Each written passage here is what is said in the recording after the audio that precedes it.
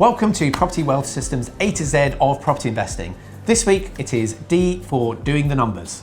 I'm Nick. And I'm Rick. And we've been running the numbers and investing in properties for over 10 years.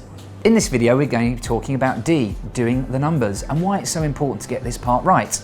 You have two roles as a property investor: find the deals and find the money. Remember, a deal is only a deal when the numbers work. So it's really important not to manipulate the formulas or try and change something or massage the numbers to try and make a deal work. It either does or it doesn't, and your numbers tell you this. And consistency when it comes to numbers is absolutely key. Before we get started on this video, make sure you like, subscribe and hit the notification bell. As professional property investors, we're often asked, is doing the numbers a difficult task? The answer is no, but you have to know what you're looking for. So when you're looking at a potential property deal, it's really important to start with the end point in mind. So have a think about, what are you going to be doing to this particular property, and what is it going to be worth when you've done whatever you're going to do to it? Then you can start working your numbers backwards to work out a purchase price. So what are the important numbers that you need to look out for? So firstly, it's the done up value. What will the property be worth once you've finished the conversion? What is your strategy? Are you converting to hold and rent out, or are you converting to sell? There are also other costs involved in terms of stamp duty that you need to be aware of, particularly on higher value properties where that cost can be quite high.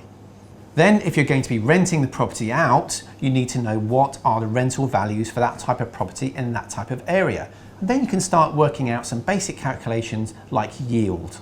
Or alternatively, if your strategy is to renovate to sell, what is your potential profit? So what are comparable properties in a done up condition selling in the area?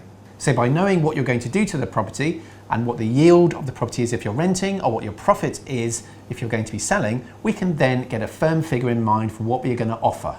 So in this way, we can make sure that we're never ever guessing when it comes to offering on a property. We have to work out our numbers so that we take that element of guesswork out of it, so you can be sure that if the deal happens, you're going to actually make money. When it comes to doing the numbers, it's all about following a proven system. It's doing it again and again so that this becomes second nature. And as you go into bigger deals, the formulas don't actually change all that much. The basic principles are the same. There are more costs and other fees to put into deals as you go bigger, but the formulas remain the same. Once you understand the numbers properly and you've got the system down pat, it means you can actually start scaling up, because as the numbers get bigger, the deals get bigger, the formulas actually remain the same.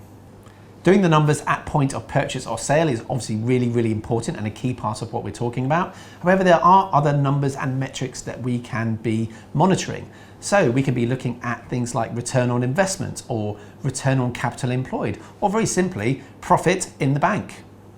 As your property experience and your portfolio grows, so will the complexity of the numbers. So it's really vital that you have a good overview of what's happening in your business. So if you're more of an analytical personality type, you can really go to town and geek out on the numbers, but don't forget to go out there and take that action. If you're more of a driver personality, don't forget to do the numbers. So that's all for now. I hope you've enjoyed a brief insight into D for doing the numbers. We look forward to welcoming you next time for E, ethical investing. Make sure you like, subscribe and hit the notification bell.